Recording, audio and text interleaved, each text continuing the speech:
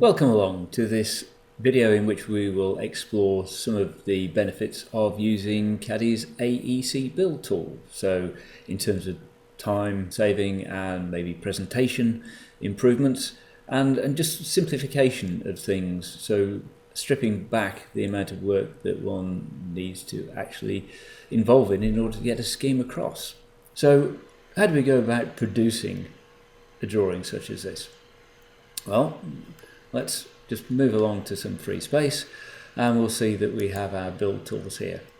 So we have our build tools. I'm just going to turn the grid to make it such that it's visible. We've got dots at the moment. I'm just going to change our view to a 3D wireframe view just so that we can see it. We can configure the grid.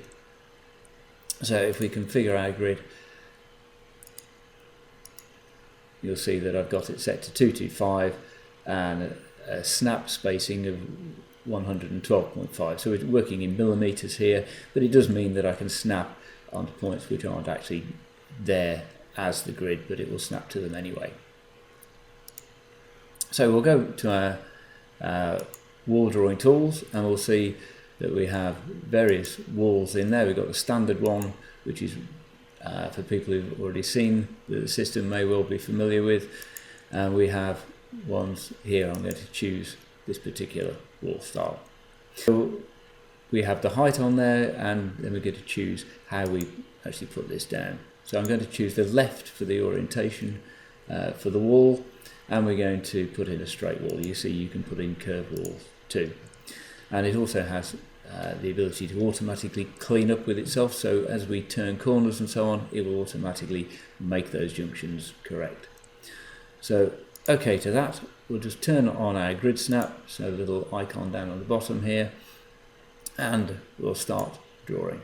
So I'll just choose, and here we are. I'll just zoom in a little bit so we can see where we are. Okay, and we'll just so we can snap not just to the grids, and we don't need it to be wholly vertical or anything like that.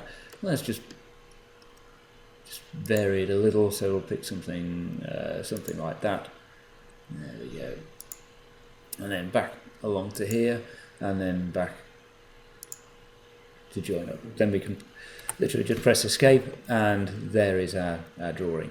And we're in high detail at the moment, so it shows all of those things. If we choose to go to low detail, sure enough, we get both of them in the low detail representation. We can add things like doors. So we'll go for a door, and again we have our door style. So there's a standard one, I've got an external one here, we've got the height, the width, and we're putting it in by the center. So I'll literally just drop in our door here, but that's not the way I want to orient it, so I'll just literally click again and it will just toggle around until we get to the one that we wish. Once we're there, we just do a right click, option end, and we could move on and put in another door. Before we do that, let's put in another wall. We've got some walls here. Let's go back to the walls, and we'll see the representation changes whether we're looking at low detail or medium detail or high detail there. So we'll go for a block wall. So this, you'll see the variable width is just grayed out. We're at 125, so that tells us how wide this is. We can have variable width or fixed width walls, and again we have the automatic cleanup. So we can say, yep, we're going to start here. We're going to use our grid snap again, and I'll just draw my wall, and then there we go. So I'll have that, and then we'll just take that with the grip there, just along, again using my grid snap. So we'll take it along to there. In fact, we'll take it right through, and we'll see that it'll actually join up. We can call in another door, so we can do that. We can put the door, this time choosing the internal one. Now the external one has a sill on it. The internal one, we're just going to have it such that it doesn't have a sill, but we'll do an option end as we did before, and we'll just put our door in there. Okay. We'll put in a stud wall because we might want to do some partitioning or something like that as well. So again, we could go for our wall. We could go for, this time, the stud wall. Or let's choose the right. So if we go for the right, we'll OK that, and we'll do our wall. So here we are. So we'll again go to our grid snap, and we'll just start here, and we'll go across to there and up to there. We go to our medium detail representation, and then all of a sudden we see that we have the representations in here. We go to high detail, and we have that too. And if we want to change the way these work, well, we can literally just move things across, and we can just pick them and just tweak them as we see fit. So it's very quick, very easy. And when you have things like doors to put in as well, just go for the door. Again, choosing the internal door. I'll just pick here, so in the middle of the studs. Okay, and we'll see that we have that, and it's actually introduced itself there. We can make these larger or smaller. We can move them across. So it just gives us the capacity to change whatever we wish to do. And again, high detail, low detail, and so on, they're all there, whichever's the most appropriate for you at the time. Put in our windows. So we'll go for our windows here, and we literally just drop them in. Okay, so we'll just drop them in here. And